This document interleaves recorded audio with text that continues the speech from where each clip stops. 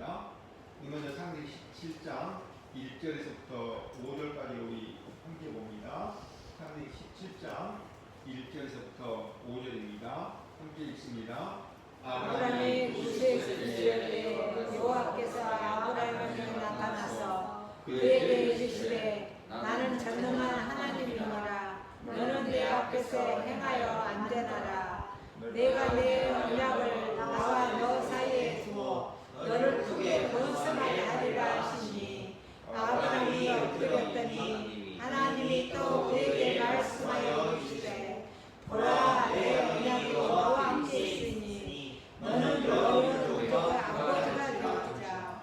이제 우리는 내 얼굴을 아브라함이라 하지 아니하고 아브라함이라 하니 이는 내가 너를 여러 민족의 아버지가 되게 하니라. 아브라함이 아내 사라의 말을 듣고 하갈과 동침하여 아들 이스마엘을 낳았습니다. 아브라함이 이스마엘을 낳았을 때 아브라함의 나이가 86세였습니다. 그리고 하나님은 13년 동안 아브라함에게 나타나시지 않으셨습니다. 아브라함이 99세가 되었을 때 하나님께서 아브라함에게 다시 나타나십니다. 13년 만에 다시 나타나신 하나님이 아브라함에게 가장 먼저 하신 말씀이 무엇입니까? 우리 1절만 다시 한번 함께 봅니다. 1절만요. 아브라함이 99세 때 여호와께서 아브라함에게 나타나서 그에게 이르시되 나는 전능한 하나님이라. 너는 내 앞에서 행하여 안전하라. 나는 전능한 하나님이다. 그리고 이어서 너는 내 앞에서 행하여 완전하라고 말씀하십니다. 하나님은 아브라함에게 나타나셔서 자신을 전능한 하나님이라고 소개합니다. 이것은 아브라함이 하나님의 전능하심을 믿지 못했다는 의미입니다. 그 증거가 무엇입니까? 이스마엘입니다. 아브라함은 하나님의 약속을 믿음으로 하나님으로부터 의롭다함을 받았습니다. 우리 창세기 15장 6절을 한번 봅니다. 창세기 15장 6절입니다. 자, 함께 읽습니다. 아브라함이 알더니 여호와께서 그를 그의 의로 여기시고. 아브라함은 하나님의 약속을 믿었습니다. 다만 아브라함은 자신의 방법이 동원되어져야 하나님의 약속이 이루어질 것으로 오해를 한 것입니다. 착각을 했습니다.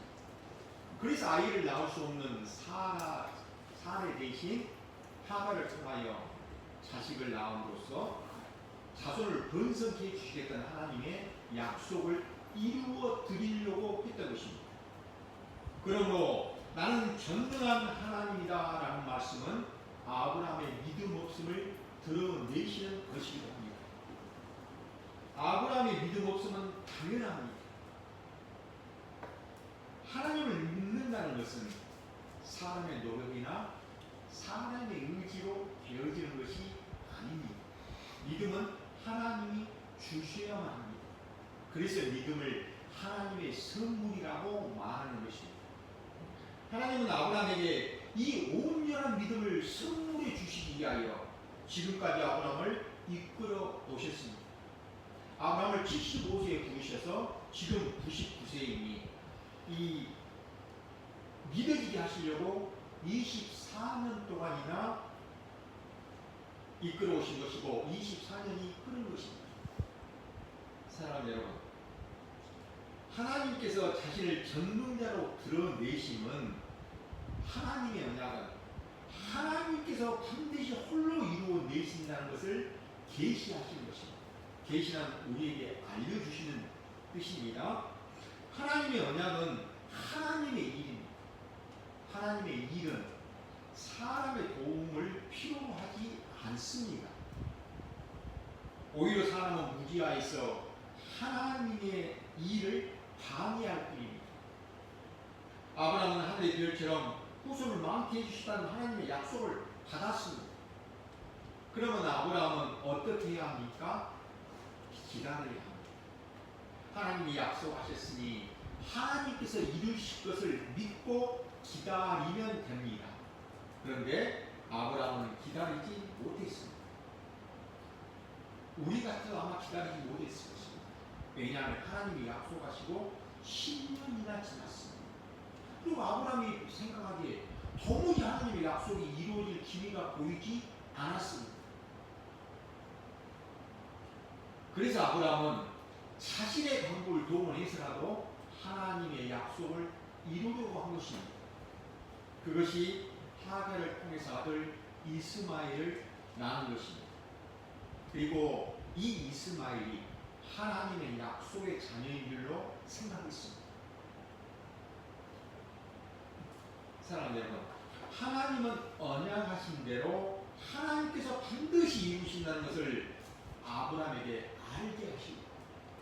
아브라함이 자신의 영으로는 이제는 도무지 아무것도 할 수 없다라고 느낄 때까지, 고백하게 할 때까지, 포기할 때까지 이끌고 오셨습니다.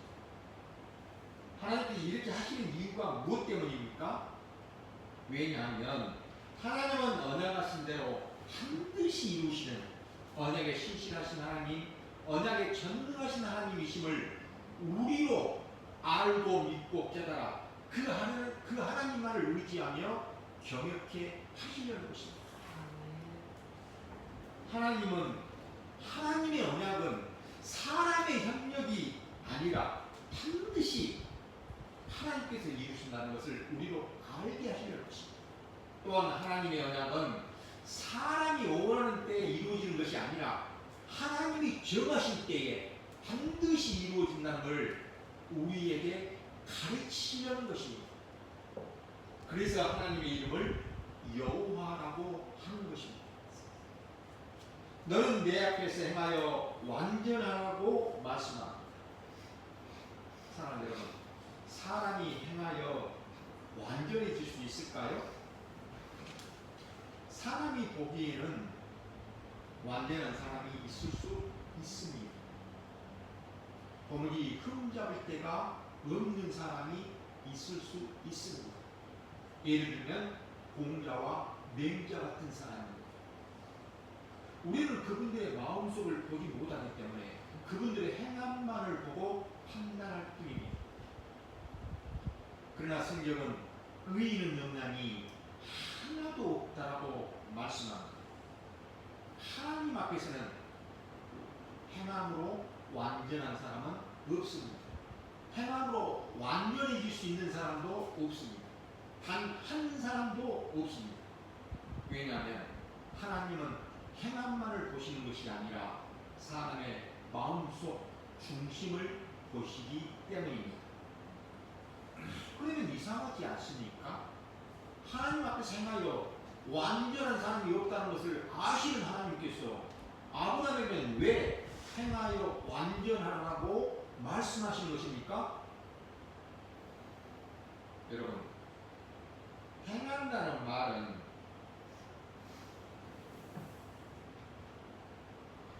우리는 행한다는 말을 들으면 가장 먼저 무엇을 생각합니까? 정말 행동을 생각합니다. 그런데 그런 말이 아닙니다. 하나님 앞에서 행하여 완전하는 말은 하나님께서 약속하셨으니 하나님께서 이루실 것입니다를 믿는 것입니다. 다시 말하면 하나님께서 아브라함으로 하여금 하나님의 약속은 하나님이 반드시 이루신다는 것을 믿어지게 하시려고 아브라함을 믿음으로 행하여 완전한 사람으로 세우시겠다는 것입니다.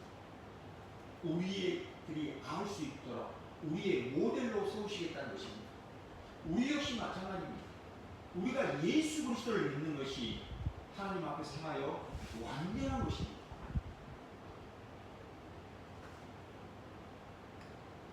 이 말씀이 여러분 믿어지지 않으십니까? 무슨 좀 까치 같은 말로 들리십니까? 우리가 예수 그리스도를 믿는다는 것이 하나님 앞에서 완전하게 행하는 것입니다. 정말 이게 믿어지시기 바랍니다. 우리 창세기 17장 2절입니다. 우리 2절만 다시 한번 함께 봅니다. 내가 내 언약을 나와 너 사이에 두고 너를 크게 번성하게 하리라 하시니. 누구의 언약이라고 합니까? 내 언약이라고 합니다. 그런데 내 언약을 나와 너 사이에 두었다는 것은 무엇을 뜻하는 것일까요? 우리가 창세기 15장을 기억해야 할 필요가 있습니다. 하나님께서 엘리에셀이 아니라 반드시 내 몸에서 날 자가 너의 상속자가 되리라고 하나님이 아브라함에게 약속하십니다.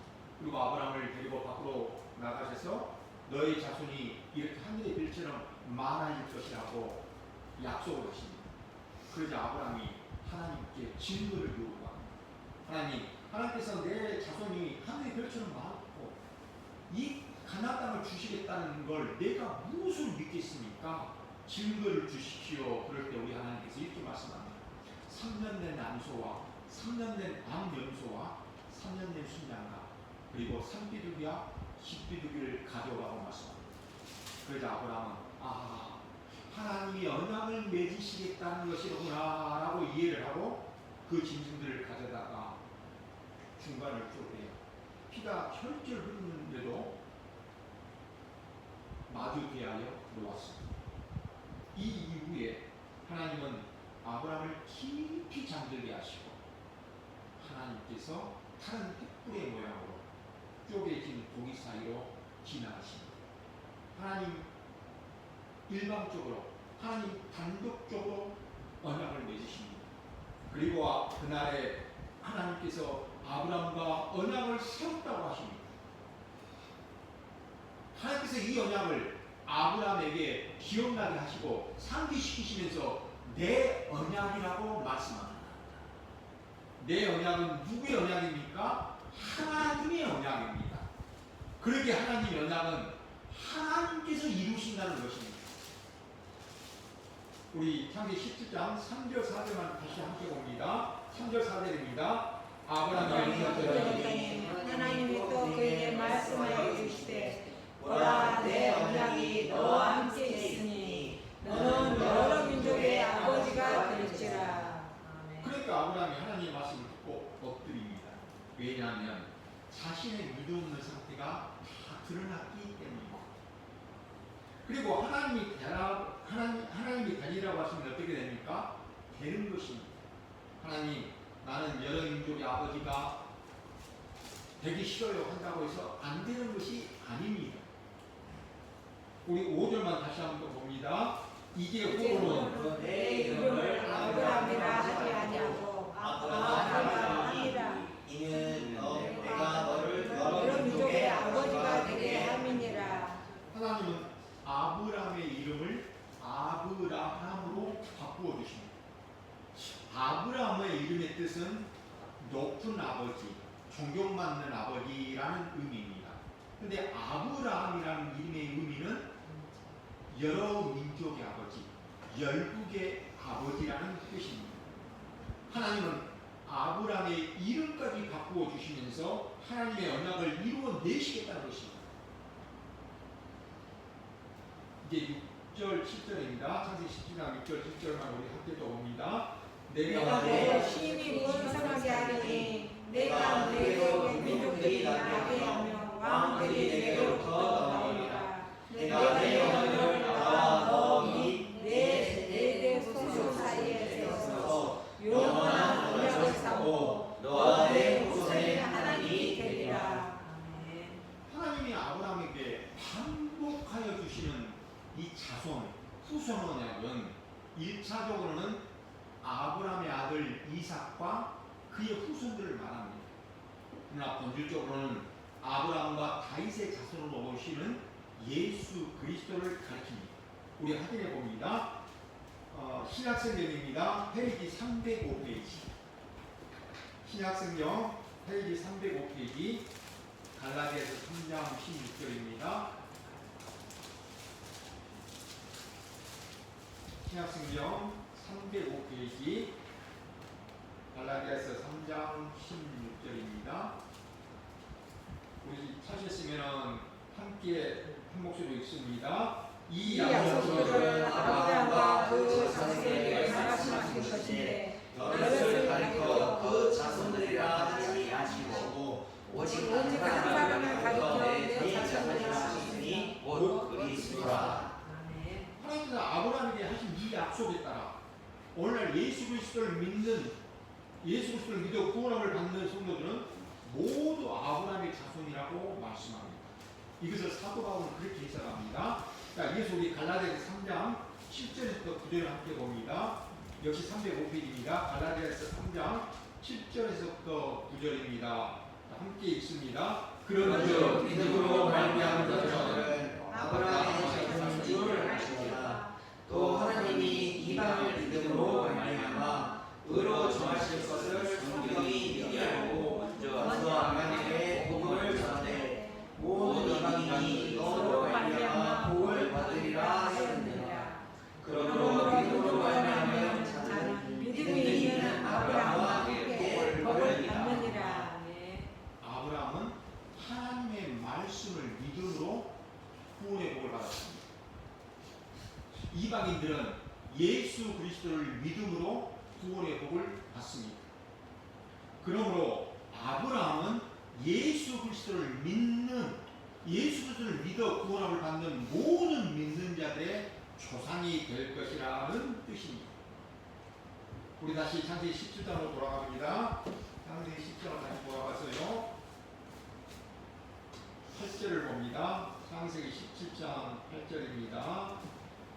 한 목소리 읽습니다. 내가 너와 내 목소리에 내가 거하는 이 땅, 곧 가나안 온 땅을 주어 영원한 기업이 되게 하고 나는 그들의 하나님이 되리라. 이 가나안 땅은 1차적으로는 아브라함의 자손이 400년간 애굽에서 종살이를 한 이후에 하나님께서 여호수아를 통하여 들여 보내주신 그 문자적인 가나안 땅을 말합니다. 그러나 본질적으로는 아브라함과 다윗의 자손 예수 그리스도께서 이 가나안 땅에서 태어나실 것이고 이 가나안 땅에서 십자가의 구속을 이루실 것에 대한 언약입니다. 또한 예수 그리스도를 믿는 믿음의 백성들이 영원히 누리게 될 하나님 나라를 예표하고 있습니다. 자, 우리 이어서 9절로 14절입니다. 9절로 14절입니다. 우리 함께 봅니다. 하나님도 아브라함에게 이르시되 그런즉 너는 내 언약을 지키고 내 후손도 내도록 지키라. 너희 중 남자는 다 할례를 받아라. 이것이 나와 너희와 너희 후손 사이에 지대의 언약이니라. 너희는 복표를 배워라. 이것이 나와 너희 사이의 언약의 표징이니라. 너희 대대로 모든 남자는 집에서 남자나 또는 너희 자손이 아니라 이방 사람에게 손으로 산다를 강구하고 나머지 8년간의 할례를 받을 것이라. 너희 집에서 남자는 자는 너희 돈으로 산다든지 할례를 받아야 하리니 이에 내 언약이 너희 집에 있어 영원한 언약이 될 때와 할례를 받지 아니한 자 곧 복음을 믿지 아니한 자는 백성 중에서 끊어지니 그가 내 언약을 배반하였습니다. 하나님께서 아브라함에게 할례를 행하라고 말씀합니다. 이 할례는 하나님의 백성이 되는 표징입니다. 표시입니다. 이 할례를 행함으로 아브라함의 후손은 하나님의 백성이 됩니다. 할례는 남자의 생식기 끝에 표피를 조금 잘라내는 것을 말합니다. 쉽게 말하면 포경 수술과 같습니다. 하지만 하나님께서 말씀하시는 이 할례의 진정한 의미는 표피 끝만 조금 자른다는 것이 아닙니다. 생식기 전부를 자른다는 의미입니다. 그런데 생식기 전부를 잘라버리면 아이를 낳을 수 없기 때문에 대신 끝만 자르기 위해서 표시하게 하는 것입니다. 어디에요? 몸에 표시하게 하는 것입니다. 그러면 하나님께서는 왜 할례를 통해 이 하나님의 언약을, 약속을 몸에 표시하게 하게 하시는 것일까? 사람은 말로 하는 것보다 몸에 표시하는 것이 기억하기가 쉽고 기억이 오래갑니다. 특별히 할례는 남자의 생식기의 끝을 잘라내서 생식기 끝에 표시하는 것입니다. 그러면 하루에 소변을 볼 때마다 보지 않습니까? 보이지 않습니까? 그러면 그것을 보고 자녀들이 아빠한테 묻지 않겠습니까? 아버지, 우리는 왜 이 생식기 끝에 이런 표시가 있습니까? 그럴 때 아버지가 자녀들에게 가르치라고 표시하는 것입니다. 한마디로 이 약속을 잊지 말고 기억하라는 것입니다. 그러면 무슨 약속을 잊지 말고 기억하라는 것입니까? 우리 12절만 다시 한번 봅니다. 12절만 같이 있습니다. 시작. 너희 대대로 모든 남자는 집에서 낳은 자라 또는 너희 자손이 아니라 이방 사람에게서 도로 산 자를 막론하고 난이 8일 만에 할례를 받을 것이라. 할례는 아브라함만 받는 것이 아닙니다. 아브라함의 집에서 태어난 남자만 받는 것이 아닙니다. 이방 사람에게서 돈으로 사온 자들도 할례를 받으라고 합니다. 이방 사람에게서 돈으로 사온 사람이라면 그도 역시 이방입니다. 이렇게 이방에게도 할례를 행하라고 하시는 것은 할례는 아브라함의 육신적인 혈통에게만 행하는 것이 아니라는 것을 말씀하신 것입니다. 그렇기 때문에 할례는 육신의 혈통을 자른다는 의미입니다. 육신의 혈통을 끊는다는 의미입니다.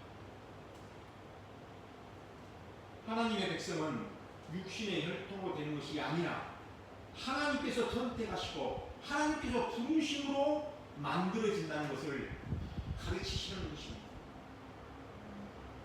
하나님의 약속은 사람의 형제에 의해서 이루어지는 것이 아니라 오직 하나님이 홀로 이루신다는 것을 잊지 말고 기억하라는 것입니다.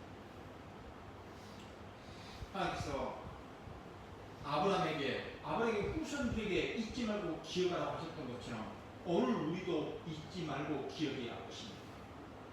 하나님의 백성은 육신의 혈통으로 만들어진 것이 아니라 오직 하나님께서 선택하시고 부르심으로 만들어진다는 것을 여러분도 잊지 말고 기억하시기 바랍니다. 사랑하는 여러분, 하나님께서 아브라함에게 언약의 표시로 주신 이 할례는 예수 그리스도의 십자가의 죽으심과 부활로 성취되었습니다. 예수의 십자가의 죽으심과 부활을 믿는 믿음으로 성취되었습니다. 그러나 구약의 할례가 신약의 세례가 된 것은 아닙니다. 하나님께서 아브라함에게 주신 할례는 하나님의 백성이 된다는 표시로 행하는 것입니다. 이것은 예수 그리스도의 십자가의 죽으심과 부활을 믿는 믿음으로 구원받는 것과 동일합니다. 그래서 할례는 우리가 예수 그리스도를 믿는다는 그 믿음이 곧 할례 행위와 같습니다. 그래서 우리가 예수 그리스도를 믿는다고 할 때는 예수 그리스도께서 십자가의 죽으심으로 내 모든 죄 문제를 해결하셨고 예수 그리스도 3일 만에 부활하심으로 내 죽음의 문제가 해결됐음을 믿는 그 믿음이 구약의 할례인 것입니다. 우리 창세기 이어서 17장 15절로 18절입니다. 우리 함께 보십니다. 하나님은 또 아브라함에게 이르시되 내가 하는 자는 이름을 살아라 하지 말고 살아라. 내가 그에게 복을 주어 그가 내게 아들과 되게 하며 내가 그에게 복을 주어 그를 여러 민족의 어머니가 되게 하리니 민족의 여러 왕이 그에게서 나리라. 아브라함이 어려웠으며 마음속으로 이르되 100세 된 사람이 어찌 자식을 낳았다. 사라는 90세니 어찌 출산하기로 하고 아브라함이 이에 하나님께 아뢰되 이스마엘과 하나님 살기를 원하나이다. 하나님은 아브라함의 이름을 아브라함으로 고쳐주셨듯이 사라의 이름도 사라로 고쳐주십니다. 사라의 이름의 뜻은 공주라는 뜻입니다. 근데 사라라는 이름의 뜻은 여러 민족의 어머니, 곧 열국의 어머니라는 뜻입니다. 하나님은 사라가 아들을 낳을 것이며 사라를 여러 민족의 어머니가 되게 하시겠다고 약속하십니다. 그런데 이 약속을 들은 아브라함이 어떻게 합니까? 엎드려 웃습니다. 기뻐서 웃는 것이 아닙니다. 비웃는 것입니다. 이 하나님, 내가 이제 100세가 다 된 99세입니다. 내 아내 사례는 이제 90세가 다 된 89세입니다. 그리고 이미 생리가 끝난 여자입니다. 그런데 어떻게 아들을 낳을 수 있겠습니까? 하나님, 그런 농담하지 마시고 이미 태어나 있는 이 이스마엘이나 하나님 앞에서 좀 잘 살게 해주십시오 라고 부탁하고 있습니다. 19절로 22절입니다. 우리 이어서 함께 보십니다. 하나님 이르시되 아니라 내 아내 사라가 내게 아들을 낳으니 너는 그 이름을 이삭이라 하라. 내가 그와 내 언약을 세우리니 그의 후손에게 영원한 언약이 되리라. 이스마엘에 대하여는 내가 내 말을 들으니 내가 그에게 복을 주어 그를 매우 크게 생각하고 번성하게 할지라. 그가 12부족을 낳으니 내가 그를 큰 나라가 되게 하려니와 내 언약은 내가 내년 이 시기에 사라가 내 아들 이삭과 세우리라. 하나님이 아브라함과 말씀을 마치시고 그를 떠나 올라가셨더라. 아브라함이 하나님의 말씀을 불신함에도 하나님은 다시 언약을 하십니다. 내 아내 사라가 아들을 낳을 것이니 그 아들의 이름을 이삭이라고 해라. 그리고 내가 아브라함 너와 언약을 맺었듯이 내 아들 이삭과 다시 언약을 맺겠다.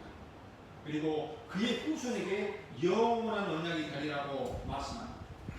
여기서 그의 후손은 이삭의 씨로오실 그리스도, 창세기 3장 15절에서 약속하셨던 여자의 후손, 그분 곧 그리스도를 가리킵니다.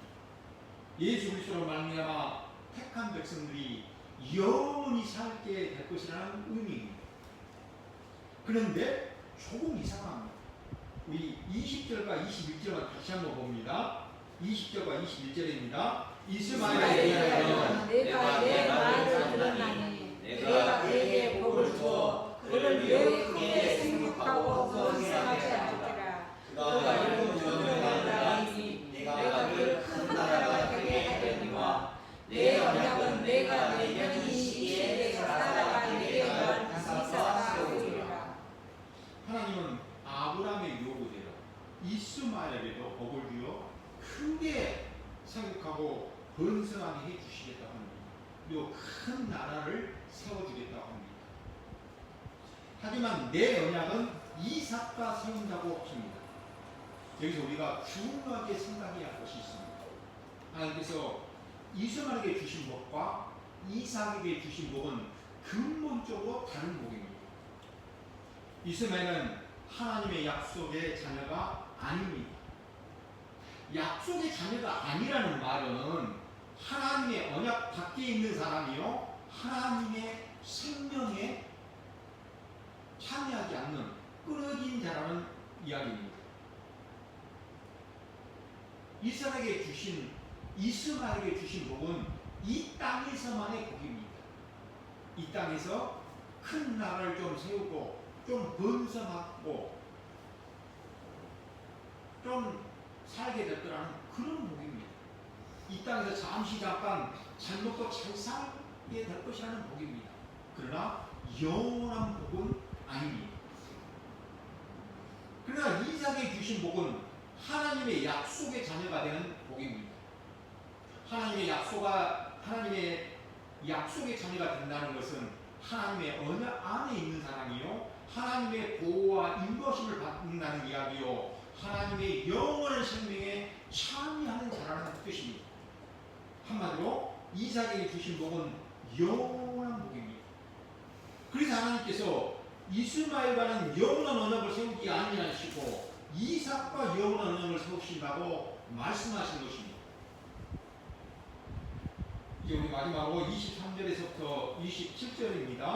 함께 읽습니다. 이에 아브라함이 하나님이 자기에게 말씀하신 대로 이날에 그가 아들 말과 집에서 난 모든 자와 돈으로 산 모든 자, 곧 아브라함의 집사람 중 모든 남자를 데려다가 그 포피를 베었으니 아브라함이 그의 포피를 뺀 때는 99세고 그의 아들 이스마엘이 그의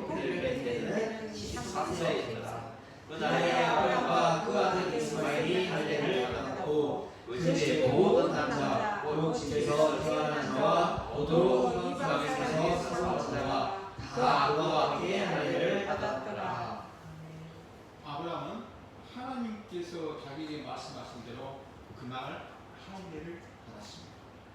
아브라함이 할례를 받은 나이는 99세입니다. 그리고 그의 아들 이스마엘이 할례를 받은 나이는 13살입니다.